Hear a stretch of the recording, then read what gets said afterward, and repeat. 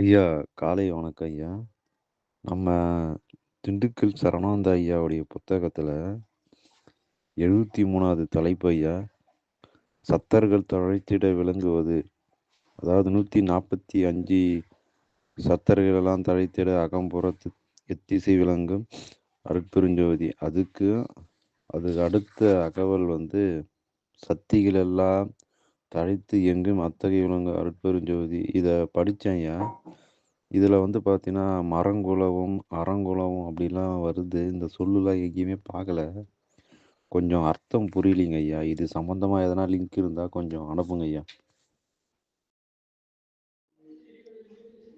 தயவு அருட்பெரும் ஜோதி அருட்பெரும் ஜோதி தனிப்பெரும் கருணை அருட்பெரும் ஜோதி அன்பு வடிவம் ஐயா.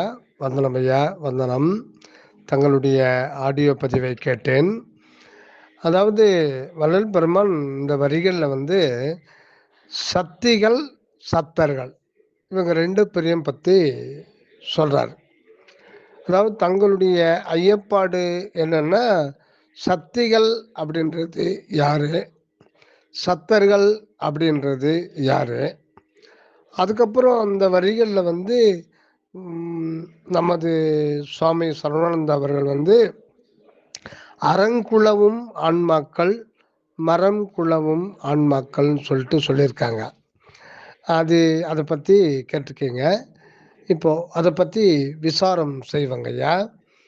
அதாவது முதல்ல சக்திகள் அப்படின்றது என்ன, சத்தர்கள் அப்படின்றது என்னன்னு வள்ளல் பெருமான் இந்த 4 வரிகளில் சொல்லியிருக்காங்க.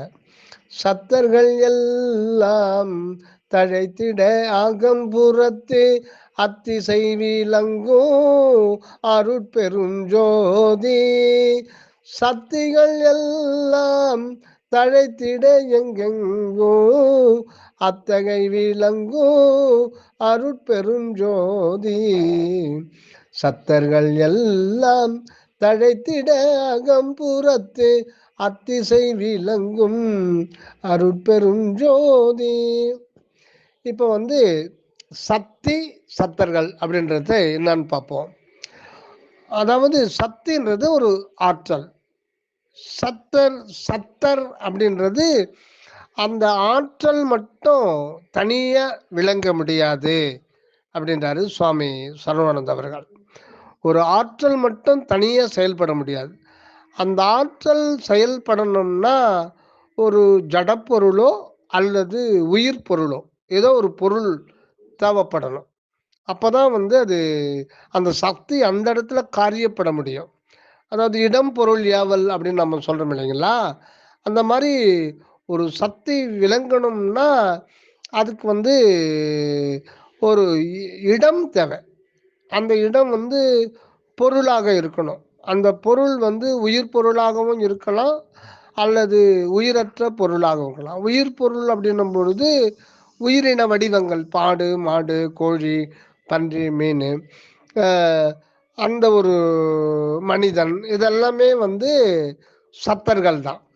இப்போ இந்த சுவாமி என்ன சொல்றாருங்கன்னா, பிரபஞ்சம், இந்த எல்லையற்ற பிரபஞ்சம் எதனால் ஆனது அப்படின்னு பார்க்கும் பொழுது பொருள் நிறைந்தது தான். எல்லாமே அணுக்களினுடைய ஒரு தொகுப்பு நிலை தான் இந்த பிரபஞ்சம். ஆக நம் கண்ணால பார்க்குற பிரபஞ்சத்தில் நம்ம முதல்ல கண்ணால பார்க்கறது எல்லாமே பொருளை பார்க்குறோம்.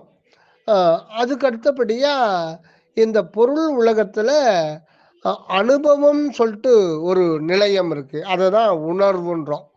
அந்த உணர்வு தான் உயிராகி அது ஒரு வடிவத்தோடு ஆடு, மாடு, கோழி, எறும்பு, மனிதன், இப்படி 84 லட்சம் உயிரின பேத வடிவங்கள் இருக்குதுன்றாங்க. ஆக ஒரு பொருள், உயிர் வடிவம், ஆற்றல், இது 3ம் சேர்ந்தது தான் இந்த பிரபஞ்சம். இப்போ இந்த ஆற்றல் நம்ம கண்ணால் பார்க்க முடியாது. அது அது ஒரு பாடியிலையோ இல்லது ஒரு சப்ஸ்டன்ஸ்லேயோ செயல்படுகின்ற பொழுது தான் அதை நாம் இது பண்ண முடியும். ஆக அந்த ஆற்றலை தான் சக்தின்னு சொல்றோம். அந்த ஆற்றல் எந்த வழியா விளங்குதோ அந்த இடத்து தான் சத்தர்கள் அப்படின்னு சொல்றோம். ஆக சக்தி எனர்ஜி விளங்குவதற்கு இடம் வந்து ஒரு பொருள் அல்லது உயிரின வடிவங்கள் அல்லது அது இடம், இதெல்லாம் வந்து சத்தர்கள். இப்போ பூமி இருக்குன்னு வச்சுங்க. இந்த பூமியானது ஒரு மணி நேரத்துக்கு வந்து 2650 கிலோமீட்டர் வேகத்தில் தன்னைத்தானே சுற்றிக்கிட்டு, அதே நேரத்தில் சூரியனை ஒரு மணி நேரத்துக்கு 1,07,000 கிலோமீட்டர் வேகத்தில் சுற்றுது. இப்போ இந்த பூமியை சத்தராக கொள்ளலாம். இது சுத்துறதுக்கு, தன்னைத்தானே சுத்துறதுக்கும் அது சுத்திக்கிட்டே சூரியனை சுத்திட்டு வர்றதுக்கும் அதுக்கு ஒரு ஆற்றல் தேவைப்படுது. அந்த ஆற்றலை வந்து சக்தி அப்படின்னு சொல்றோம். ஆக இப்போ நம்ம இதை ஈஸியா அதை புரிஞ்சுக்கலாம். எல்லாமே வந்து சக்தி சத்தரா தான் இருக்கும். சத்தர் மட்டும் தனியாகவோ அல்லது சக்தி மட்டும் தனியாகவோ இருக்க முடியாது. இரண்டும் சேர்ந்து தான் இந்த உலகமே விளங்குது. இப்போ நம்ம நடந்து போறோம். நடந்து போறோம்னா இந்த உடம்பு கூட ஒரு ஊர்தி தான். இந்த உடம்பு ஒரு ஊர்தி. ஆக இந்த ஸ்தூல தேகம் வந்து ஒரு பொருள் வடிவம் தான்.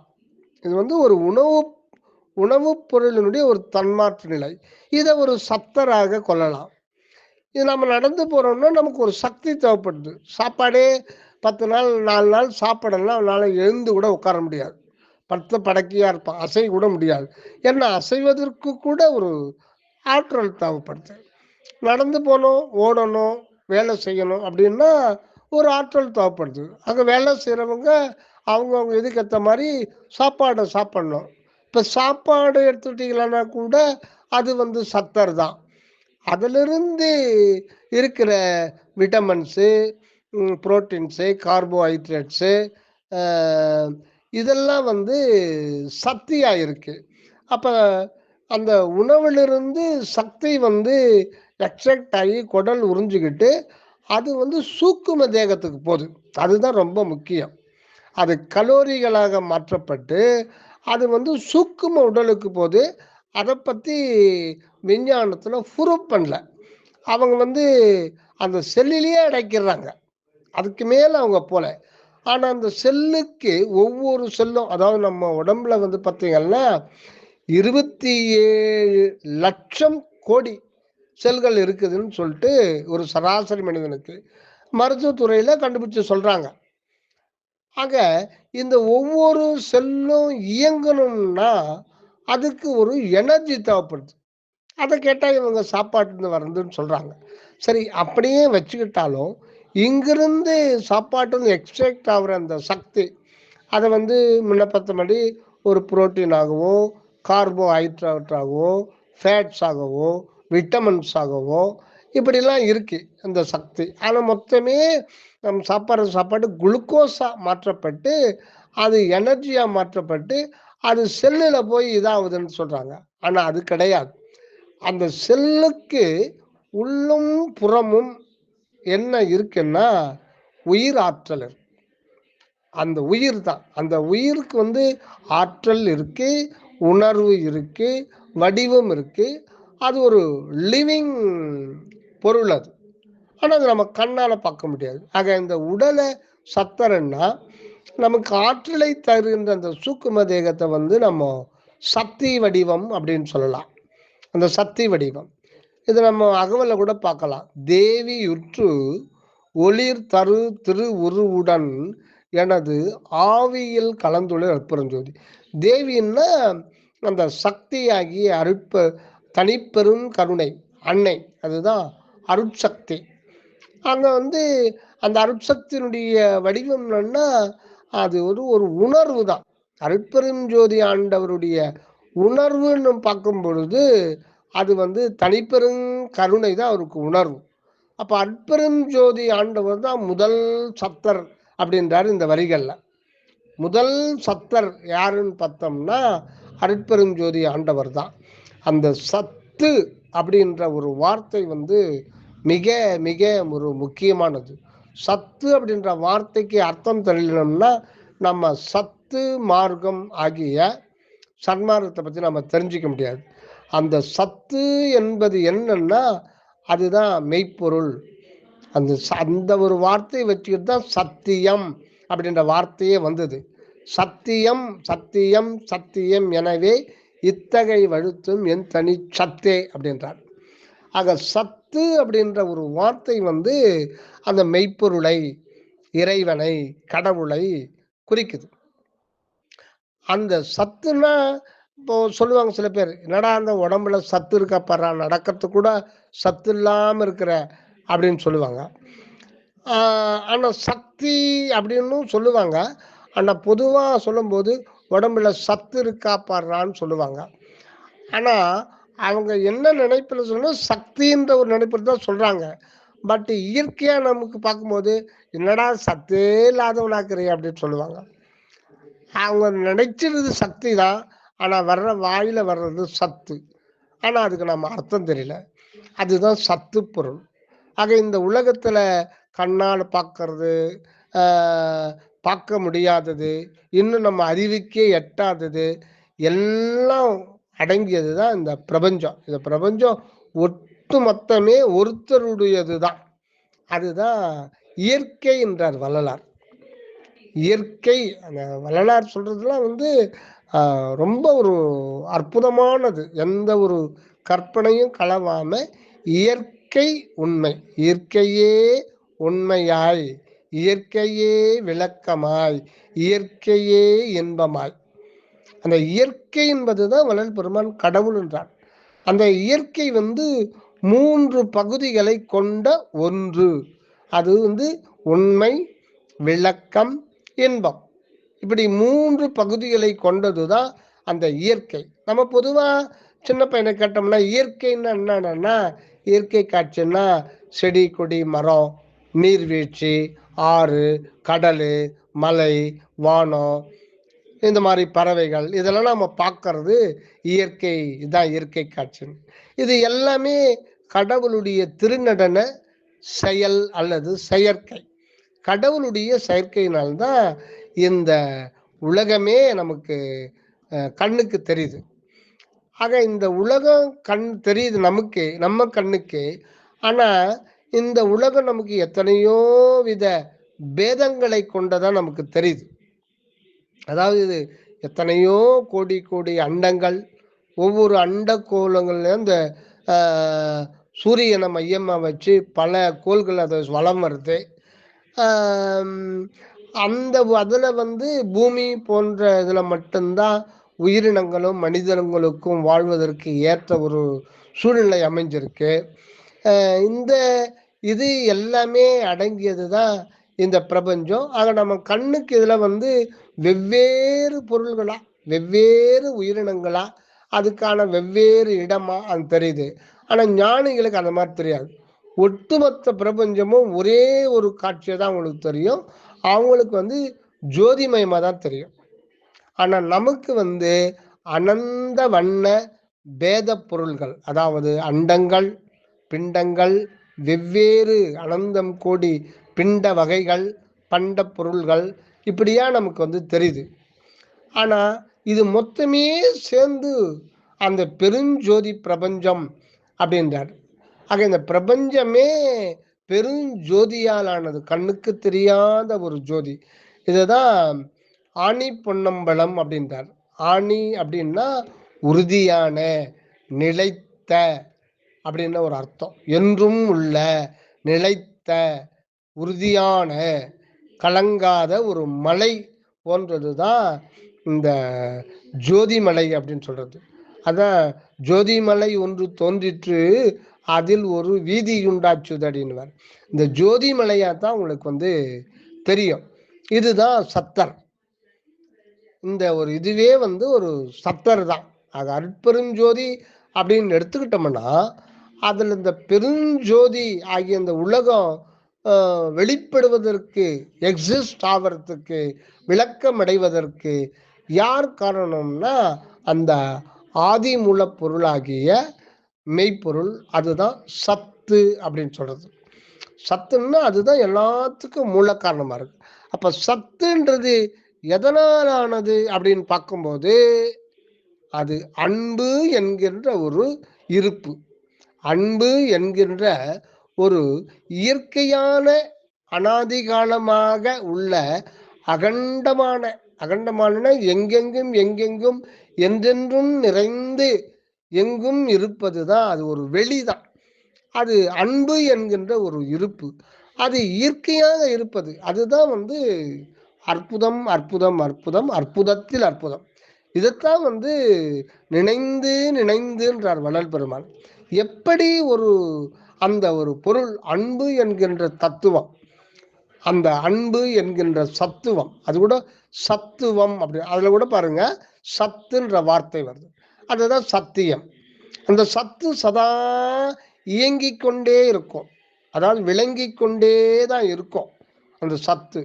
அதாவது இயற்கை உண்மை, இயற்கை விளக்கம், இயற்கை இன்பம். அந்த இயற்கையை தான் மூணா பிரிக்கிறாரு. அதை பார்த்த முன்னாடியே இயற்கை என்பது என்றும் உள்ளது. அது அன்பு என்கின்ற ஒரு இருப்பு மாத்திரமான ஒரு வெளி. அது விலங்கு நிலைக்கு வருகின்ற பொழுதுதான் அது விளங்கணும். விளங்கலைன்னா அது இருந்தும் இல்லாத ஒரு நிலை தான். அதனால பிரயோஜனம் இல்லை. அதனால அந்த அன்பு என்கின்ற இயற்கை உண்மையானது அதுதான் சத்து அல்லது சத்து பொருள். அது தன்னைத்தானே விளக்கம் செய்து கொண்டிருக்கிறது. அதுதான் இயம்புதல் அப்படின்னு பேர். இயம்பு, இயம், இயம் அப்படின்னா இயம்புதல். அதனால கடவுளுக்கு இன்னொரு பேரு இயவுல் அப்படின்னு ஒரு பேர். கடவுள் அப்படின்றது அது சப்தர்ன்னு சொல்லலாம். அது எப்பவுமே அது தன்னை விளக்கம் செய்து கொண்டிருக்கிறது இந்த உலகத்துல. தனது அருளை, தனிப்பெரும் தனது தன்மை ஆகிய அருளை யாவுமா இந்த உலகத்துல விளக்கம் செய்துகிறது. அதுல மிக மிக முக்கியமானது என்னன்னா உணர்வு என்கின்ற ஒரு புள்ளியைத்தான் அது விளக்கம் செய்து. அந்த உணர்வு தான் நாம. அந்த உணர்வு என்கின்ற ஆன்ம நிலையத்துலதான் அந்த அந்த சத்து பொருள் சதா திருநடனம் செய்தது. அந்த திருநடனத்தை தான் இயற்கை விளக்கம் அப்படின்றது. தன்னை அந்த உண்மையை யாவுமாய் அனந்தா அனந்தம் கோடி கோடி பொருள்களாய், உயிர்களாய், ஆற்றல்களாய், உணர்வுகளாய், வாழ்க்கை அனுபவங்களாய் எல்லாம் விளக்குது. அது எங்கிருந்து விளக்குதுன்னா அந்த உணர்வு என்கின்ற ஒரு புள்ளி, சிறு புள்ளி. அந்த புள்ளியைத்தான் நம் ஆன்மா என்று பெயர் வச்சிருக்கோம். அந்த உணர்வு தான் நம்ம நான் நான் அப்படின்னு சொல்றோம். நான் இருக்கிறேன், நான் இருக்கிறேன்றது என்ன? அது ஒரு ஸ்பேஸ், அது ஒரு அகவானம். அதுதான் நம்மளால புரிஞ்சிக்க முடியாத ஒரு சீக்ரெட். நம்மை நாமே அறிய முடியாதபடி உள்ள நமது ரகசியம் என்னன்னா அதுதான் நீ, அதுதான் நான். நானே அறியாத எனது ரகசியம் எது என்றால் இறைவன் என்னிலே தன்னை நான் என்ற வண்ணத்தில் விளக்கம் செய்து கொண்டிருக்கிறார். அப்படி விளக்கம் செய்து கொண்டுதான் அவர் இங்கு வாழ வந்திருக்கிறார். உடலும் உயிரும் உள்ளொளியும் கொண்டு வாழ வந்திருக்கிறார். இதுதான் ஆண்டவருடைய திரிதேக உண்மை. இப்படிதான் அவர் விளங்குறார்.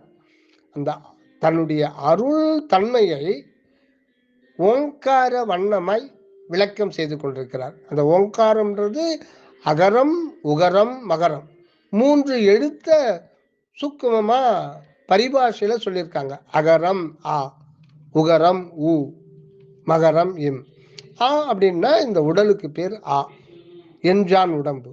ஊ அப்படின்னா ஊன்னா எண்ணில் வரும்போது 2ன்னு வரும்.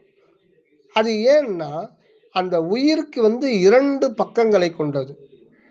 நித்திய ஜீவன், அனித்திய ஜீவன் பேர். அதை சொல்லணும்னா ஆன்மா ஜீவன் 2 இது கொண்டது தான் அந்த பொதுவா அதை உயிர்னு சொல்றது. அதுக்கடுத்தபடியா அந்த உயிருக்கு உள்ள உயிர்ன்ற அந்த உயிர் வெளி, உணர்வு வெளிக்கு அதீதத்துல அதனுடைய அக மையத்தில் இருப்பது தான் இம் என்கின்ற மகர ஜோதி ஆகிய உள்ளொளி. அதுதான் சத்து, சத்து பொருள். சத்தியம், அருட்பெருஞ்சோதி நடராஜர். ஆக அவர் தான் முதல் சத்தர். அவருடைய தன்மை, அவருடைய தன்மை என்ன? ஒரு பொருள் இருக்குன்னா அதுக்கு ஒரு தன்மை இருக்கும். இப்போ மல்லிப்பூ இருக்குன்னா அதுக்கு ஒரு தன்மை அதை தவிர்க்க முடியாது. அது ஒரு தன்மையோடு தான் விளங்கும். அது ஒரு வாசனை. ஒவ்வொரு பூவுக்கும் ஒவ்வொரு வாசனை இருக்கும். ஒவ்வொரு ஜீவனுக்கும் ஒவ்வொரு சுபாவ குணம் இருக்கும். இப்போ நாயினுடைய சுபாவ குணம் பார்த்தோம்னா போறவங்கலாம் பார்த்து குறைக்கும். அது ஒரு சுபாவ குணம். இப்போ கோழி எடுத்துட்டீங்கன்னா அது விடிய போது நினச்சிட்டுன்னா அது ஒரு சந்தோஷத்தில் அது கூவ ஆரம்பிக்கும். 5 மணிக்கெல்லாம் கூவ ஆரம்பிக்கும். அது அதனுடைய சுபாவம். ஒவ்வொரு உயிருக்கும் ஒரு சுபாவம். இப்போ காக்காம எடுத்துக்கிட்டோம்னா சாப்பிடும்போது எல்லாரையும் கூப்பிட்டு அதனுடைய இனங்களை கூப்பிட்டு கரைஞ்சி ஒன்றா சேர்ந்து சாப்பிடும். இப்படி ஒவ்வொரு உயிருமே ஒவ்வொரு கேரக்டரில் நல்ல குணமும் இருக்கு. அதெல்லாம் எதுக்குன்னா மனிதன் அந்தந்த உயிரினங்கள்னு கற்றுக்கொள்ள வேண்டியது நிறைய இருக்கு.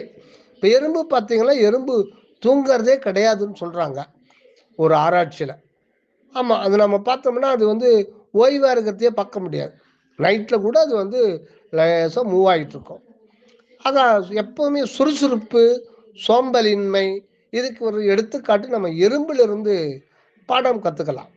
இப்போ குருவி இருக்கே, முட்டை போட போகிறோன்னு தெரிஞ்சுன்னா உடனே அது ஒரு 4 நாளில் சிட்டுக்குருவி கூண்டு கட்டிடும்.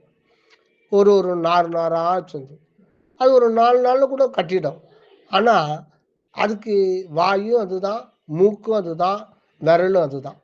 ஒன்றே ஒன்று அதை வச்சுக்கிட்டே இவ்வளோ பின்னுது. நம்ம 10 விரல் நமக்கு இருக்கு, வாய் இருக்கு, கை கனியாக இருக்கு. 1000 பேர் சேர்ந்தா கூட ஒரு மாசத்துல அது மாதிரி ஒன்று உருவாக்க முடியும்னா உருவாக்க முடியாது. அது சரி, அது கட்டின கூண்டை கடைசியில் ஒரு நார் வைக்கும் இல்லைங்களா, அதை முறைப்படி அதுலேருந்து பிரிக்க முடியுமானா அதையும் பிரிக்க முடியாது. அப்போ அதுக்குன்னு ஒரு கலைத்திறன் அதுக்கு சுபாவமாக கொடுத்துருக்காரு. ஆனால் அதுக்கு நினைப்பு மறப்பே இல்லாமல் அந்த உள்ளொளியிலிருந்து வர்ற அது அது உணர்த்திக்கிட்டே இருக்கும். அது பிரகாரம் அது செஞ்சுக்கிட்டே இருக்கும். ஆக இது எல்லாத்துக்குமே இப்போ சுபாவம் ஒரு உயிர்னு எடுத்துக்கிட்டோம்னா அந்த உயிரினுடைய குணம் சக்தியாக சொல்லலாம், அந்த குணம் சத்தமாக சொல்லலாம். இப்படி ஒவ்வொன்றுத்திலையுமே சக்தி சத்தர்களுடைய நிலை மாறுபடும். இப்போ பூ எடுத்துக்கிறோம், அது சத்தர், அந்த பொருள் வடிவம் ஒரு சத்தர், அதனுடைய வாசம் சக்தி. இப்போ மணி ஓசை, மணி அடிச்சுக்கிறோம் அப்படின்னா அதில் ஓசை இயல்பாக வரும், அந்த ஓசை சத்தர். இப்போ சர்க்கரை எடுத்துக்கிட்டோம்னா சர்க்கரை, வெல்லம், ஜாங்கிரி, மைசூர்பாக்கு இதெல்லாம் கண்ணால் பார்க்கறது, கையால் தொடக்கூடியது. இது ஒரு பொருள், இது சத்தர். அதுக்குள்ளே இருக்கிற இயற்கையான தன்மை, சுபாவ குணம், சுவை உணர்ச்சி. அப்போ அது எதுன்னு பார்த்தீங்கன்னா அதுதான் சக்தி. அதுதான் எல்லாமே அகர உகரமாக இருக்கிறது. இதுதான் வள்ளல் பெருமான் ஒரு பாடல்ல வானத்தின் மீது மயிலாட கண்டேன் அக்கச்சி மயில் குயிலாச்சுதடி. அந்த மயில் ஆடும், குயில் கூவும் அப்படின்னு ஒரு பழமொழி நமக்கு தெரியும். இது தெரியாதா? மயில் ஆடும்னு குயில் கூவுன்றது எல்லாருக்கும் தெரியும். இதுக்கு ஒரு பழமொழி தேவையானா அந்த பழமொழி அதை சுட்ட வரல. இந்த மயில் நடனம் அப்படின்றது நடராஜ பெருமான் சிற்றம்பலத்திலே உள்ளொளியா இருந்து கொண்டு அருவ நிலையில அவர் ஐந்தொழில் ஐஞ்சக்தி கொண்டு ஐந்தொழில் புரிகின்ற நிலைதான் வானத்தின் மீது மயிலாட கண்டேன். வானம்ன்றது அக வானம் ஆகிய சிற்றம்பலம். சிற்றம்பலத்துல தான் ஆண்டவர் ஐஞ்சக்தி ஐந்தொழில் திருநடனம் அனாதி காலம் தொட்டு நடைபெற்று வருகிறது. அந்த நடனத்தினால் விளைந்தது தான் இந்த பிரபஞ்சம். இந்த பிரபஞ்சத்தை குயில் அப்படின்னு சொல்றது. குயில் கூவும்னா அதுதான் ஓங்காரத்தை பற்றி சொல்றது. அகரம் உகரம், நாத விந்து கலாதி நமோ நம அப்படின்வாரு அருணகிரிநாத பெருமான். இது எல்லாமே நாதவிந்து தத்துவத்தில் தான் இருக்கும். இப்போ மனித தேகம் எடுத்துக்கிட்டோம்னா அதில் எடுத்துக்கிட்டோம்னா ஆண் வடிவம் சத்தர், பெண் வடிவம் சக்தின்னு சொல்லலாம். இந்த அடிப்படையில் தான் சிவம் சக்தி அப்படின்னு பாதி உடல் சத்தராகவும் பாதி சக்தியாகவும் இருக்கு. சிவம் சக்தி அது ரெண்டு பிரிந்து இருக்க முடியாது. அதனால்தான் அர்த்தநாரீஸ்வரரா கற்பனை செய்து சொல்லியிருக்காங்க. அதாவது இடது பாகம் சக்தியாகவும் வலது பாகம் சிவமாகவும் சைவ ஆகமத்துல சொல்லியிருக்காங்க. ஆனா சுத்த சன்மார்க்கத்துல வள்ளல் பெருமான் அதை மாறிதான் இருக்கு, உண்மையில் அப்படி இல்லைன்றார். வலது பாகம்தான் சக்தியாகவும் இடது பாகம்தான் சத்தராகவும் இருக்கிறது. ஆக சைவத்துல சிவம் அப்படின்ட்டு வரும், சிவன் வரும். ஆனா சி என்றது சத்தையும் வான்றது அருளையும் குறிக்கும். சி என்றது சிவத்தையும் வா என்றது சக்தியையும் குறிக்கும், அருட்சக்தியும் குறிக்கும். ஆனா சுத்த சன்மார்க்கத்துல வாவை முன்னாடி வச்சு சீய பின்ன அதுக்கப்புறம் வைக்கிறார். ஏன் அப்படின்னா அப்படிதான் இருக்கா இயற்கையில. அதனால்தான் அருட் பெருஞ்சோதி அப்படின்னார். அருள் என்பது அந்த சக்தி இறைவனுடைய தனி பெருங்கருணை நிலையை குறிக்கிறது. பெருஞ்சோதி நிலை தான் சத்தரா இருக்கு. ஆனா இது தனித்தனியா நம்ம பிரிக்கலாம் முடியாது. அருட்பெருஞ்சோதியை பிரிக்க முடியாது, வார்த்தையில பிரிச்சிடலாம். ஆக அருள் வேறு அல்ல, அவருடைய தன்மை வேறு அல்ல. அது நம்முடைய தேக உணர்வுல இருக்கிறதுனாலையும் அறியாமல் இருக்கிறதுனாலும் இப்படிதான் சொல்ல வேண்டியிருக்கு. அற்பெருஞ்சோதியை ஒரு காலம் பிரிக்க முடியாது. ஆனா இதை நம்ம வார்த்தை ஆக்கிட்டோமே. அந்த அற்பெருஞ்சோதி என்ற ஆண்டவர் என்பது வார்த்தை அல்ல, ஒரு சொல் அல்ல, இது ஒரு உபாயம். அதை பத்தி புரிஞ்சுக்கிறதுக்கு இந்த சொல் வடிவம் நமக்கு ஒரு உபாயமா இருக்கு. அந்த உபாயம் இல்லாம உண்மை நிலைக்கு போக முடியாது, உண்மை நிலை இல்லாம அனுபவத்துக்கு போக முடியாது. இது மூன்றுமே இறைவனுடையதுதான். முக்கூறாகவே இறைவன் விளங்குகிறார். ஆக தேக நிலையில் இருக்கிறதுக்கு இருக்கிற நமக்கு உபாய ஞானம் இருக்கணும், அது சரியானதா இருக்கணும். அந்த சரியானதை தான் இப்போ நமக்கு திருவருட்பாவா நம்ம கையில புண்ணிய வசத்தால நமக்கு தவழுது. திருவருட்பாவை படிக்க படிக்க படிக்க நமக்கு அந்த உண்மை ஞானம் நமக்கு சித்திக்கும். அதுக்கு விளக்கம் திண்டுக்கல் சுவாமி சர்வானந்தா சுவாமி சொல்றதுதான் சரியா இருக்கு. ஏன்னா அவர் தான் அருள் நிலையிலிருந்து சொல்றதுனால அந்த அருளையே சொல்றதுதான் கரெக்டா இருக்கும். மற்றவர்கள் மனோ கற்பனையினாலையும் கலை திறனாலையும் பல புத்தகங்களை படித்ததுனாலையும் தொகுத்து அதை வழங்குறாங்க. அது பெரிய ஒரு பிரயோஜனம் இருக்காது. அந்த நேரத்துக்கு மனதுக்கு ஒரு திருப்தி அந்த மாதிரி தான் இருக்குமே தவிர அது அகநிலைக்கு கொண்டு போகாது. அதுதான் நம்ம முக்கியமா நோட் பண்ணோம். பொருளை தெரிஞ்சுக்கலாம், ஆனா அந்த மெய்ப்பொருளையே கொண்டு போய் சேர்க்கிற சக்தி அதுக்கு வராது. ஏன் வராதுன்னா அந்த வார்த்தை எங்கிருந்து வருதுதோ அந்த வார்த்தைக்கு தான். அது மெய்ப்பொருளிடத்திலிருந்தே அது வந்துச்சுன்னா அந்த வார்த்தைக்கு அந்த சக்தி இருக்கும். அது மனம் என்கின்ற ஜட நிலையிலிருந்து வந்துச்சுன்னா அதுக்கு சக்தி இருக்காது. ஆனாலும் அதெல்லாம் தெரிஞ்சுக்கிறது நமக்கு ஒரு வகையில அது ஒரு முன்னேற்றத்தை கொடுக்கும். ஆனால் உடனடியா இந்த பிறவியே நமக்கு வேணும்னா அந்த அருள் நிலையிலிருந்து வெளிப்பட்ட வாசகம் மட்டுமே நம்ம உடனடியா கொண்டு போய் நேரடியா அந்த கடவுளிடத்தில் சேர்க்கின்ற ஒரு சக்தி வாய்ந்ததாக இருக்கிறது. ஏன்னா அவரிடத்தில் அகநிலையிலிருந்து வெளிப்பட்ட அந்த வார்த்தை. ஆக இப்போ சக்தி சத்தர்களை பத்தி நம்ம தெரிஞ்சுக்கிட்டோம். ஆக முதல் சக்தி சத்தர்னு பார்க்கும்போது இயற்கை உண்மையாகிய உள்ளொளி ஆண்டவர் தான் சத்தரா இருக்காரு. அவருடைய தன்மை ஆகிய அருள் உணர்வு அதுதான் சக்தியாக இருக்குது. இதுதான் சக்தி சிவம், சிவசக்தி அப்படின்னு சொல்றது. அப்ப சுத்த சன்மார்க்கத்துல சக்தி வலப்பக்கம் இருக்கு. அதுதான் வள்ளல் பெருமான் பாட்டுல சொல்லிடுறார். மாணிக்க வள்ளியை ஓர் வளத்தில் வைத்த தெய்வம். இதுதான் ஆதாரம். இதுக்கு ஆதாரம் திருவருட்பாலே சொல்றாரு. ஆனால் அருட்பெருஞ்சோதி என்ற சொற்றொடரே அருட்சக்தியை முன்னாடி வச்சுத்தான் பெருஞ்சோதியை பின்னாடி வைக்கிறார். இதுதான் சுத்த சன்மார்க்கத்தினுடைய ஒரு சிறப்பு, தனிச்சிறப்பு, உண்மையை உள்ளபடி சொல்றது. சரிங்க. அடுத்தபடியா மரங்குளவும் ஆன்மாக்கள் அறங்குளவும் ஆன்மாக்கள் அப்படின்னு சொல்றார். இப்போ மரம் அப்படின்னா என்ன, அறம் அப்படின்னா என்ன? இறைவனுக்கு ஒரு பெயர் அறக்கடவுள் அப்படின்னு சொல்லுவாங்க. இறைவனுக்கு பெயர் அறக்கடவுள். ஏன்னா அது வள்ளல் பெருமான் ஒரு வார்த்தை சொல்றார் உரைப்பையில, தயா மூல தன்மம். தன்மம் அப்படின்னாலும் தர்மம் அப்படின்னாலும் ஒன்று. இறைவனுக்கு மூலம் ஆதி மூலமாக இருக்கிறவர், சத்து பொருளாக இருக்கிற அந்த ஆதி மூலத்தினுடைய இது என்னன்னா அவர் ஒரு தயா தத்துவம், தயா சத்துவம். அந்த தயா என்கின்ற ஒரு நிலைதான் கடவுளுடைய நிலை. இது ஒரு 1000 வருடங்களுக்கு முன்பே மணிவாசக பெருமான் மூலம் வெளிப்பட்டிருக்கு. ஆனா அது பகிரங்கமா வள்ளல் பெருமான் மூலம்தான் 1873ஆம் ஆண்டு மேட்டுக்குப்பத்தில் சன்மார்க்க கொடியேற்றிட்டு சொல்லும்போது, என்னை ஏறா நிலைமிசை ஏற்றிவிட்டது யாதெனில் தயவு அப்படின்ட்டார். அத மணிவாசக பெருமான் தாயிற் சிறந்த தயா ஆன தத்துவனே. தத்துவம்ன்ற சொல்லுக்கு 2 பொருள் இருக்கு. தத்துவம்னா ஜடப்பொருளுக்கு தத்துவம் பேர். இன்னொன்னு அதை பிரிச்சா, அதை பிரிக்காம பார்த்தா அது ஜடம், ஜடப்பொருளுக்கு. இப்ப மனம் அது ஒரு ஜட தத்துவம், அது காற்று தத்துவம். இந்த உடல் இது ஒரு தத்துவம். இது ஞானம், இதுக்கு உணர்வு கிடையாது. உணர்வு கிடையாத ஒன்றெல்லாம் அசத்து, ஜடம், தத்துவம் அப்படின்னு சொல்லுவாங்க. இது மண் தத்துவத்தினால் ஆனது, மண்கூறு அதிகமா இருக்கும். ஆக இதுக்கெல்லாம் தத்துவம் என்று பெயர். தத்துவம் அனைத்தும் தனித்தனி கடந்தே. ஆக இந்த உடல் மண் தத்துவம், மனம் காற்று தத்துவம், உயிர் அக்னி தத்துவம். இந்த தத்துவத்தை எல்லாம் நம்ம கடந்து செல்ல வேண்டும் அப்படின்னா தத்துவம் அனைத்தும் தனித்தனி கடந்தேன் தத்துவாதீத மேல்நிலையில் சித்தியல் முழுதும் தெரிஞ்சு அட்டகத்துல பாடுறார்.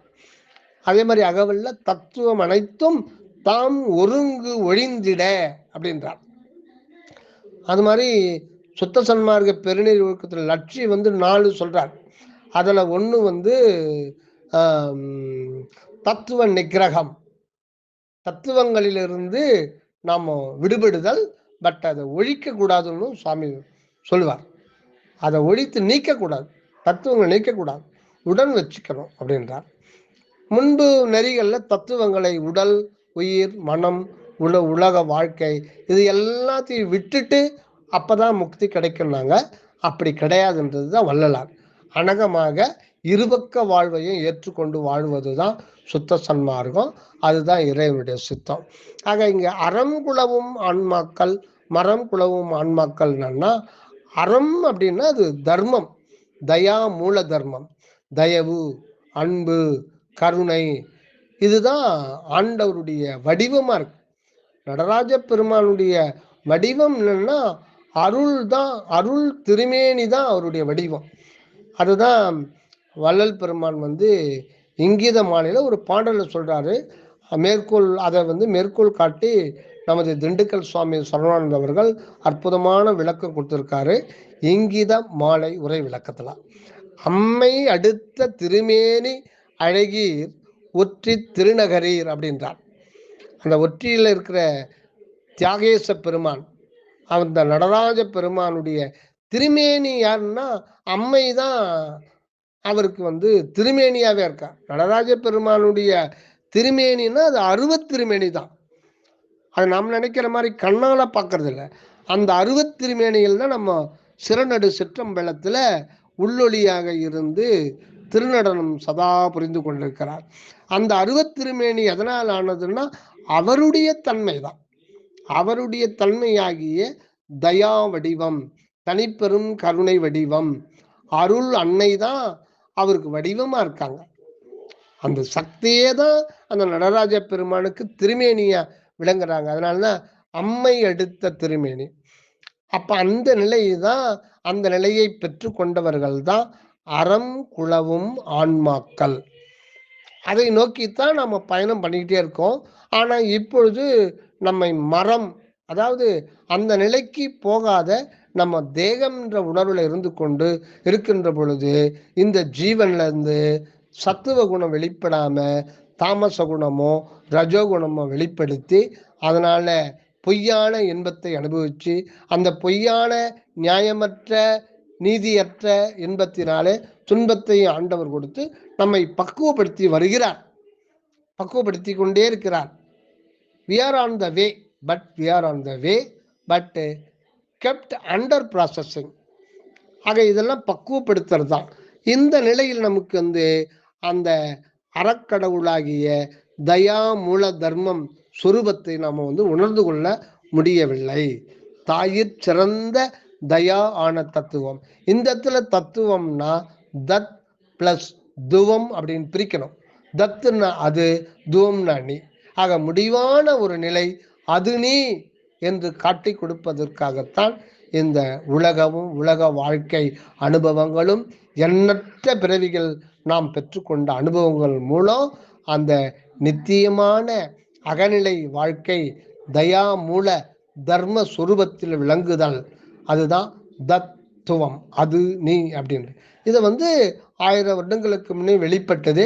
அது வித்தாகவே இருந்து இன்றைக்கு கனியாக வள்ளல் பெருமான் மூலம் மாறியிருக்கு.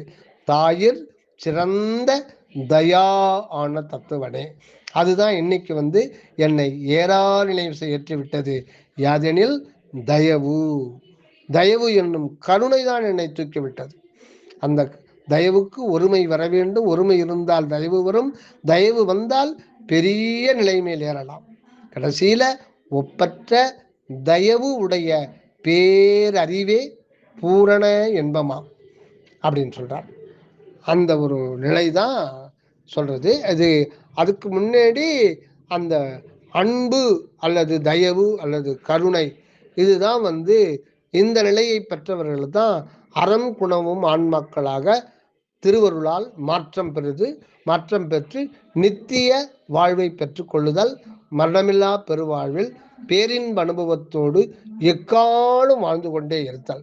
அதுக்கு முன்னாடி தான் இந்த இடைக்காலத்துல தொடர் பிறவி மூலம் உலகியல் அனுபவத்துல வாழ்க்கையில சிறு சிறு இன்பத் துன்பங்களை அனுபவித்து வருவோம். இப்ப நம்ம மரம் குளமும் நிலையில வைக்கப்பட்டிருக்கோம். அன்புக்கு நேர் எதிர்ச்சொல் வன்பு. இதுதாங்க ஐயா. இந்த வன்பு தான் முடிவில் அன்பாக மாறுது. வன்பு என்கின்ற ஒண்ணு இல்லைன்னா அன்பினுடைய பெருமையை தெரிஞ்சுக்க முடியாது. அதனால சில காலம் வன்பு நிலையில நம்மளை வச்சு அந்த இதுல வச்சு மரதுதான் மரம் குளவும் ஆன்மாக்கள் அதுல வச்சு சுட்டு சுட்டு படம் போட்டு அந்த வன்பு என்கின்ற அந்த சுயநலத்தையே பொது நலமாகிய அந்த பொது அருட்பொது அந்த ஒரு நலத்தை நமக்கு வழங்குகின்றார். அற்பெருஞ்சோதி. தயவு. வந்தனம் ஐயா, வந்தனம். தயவு.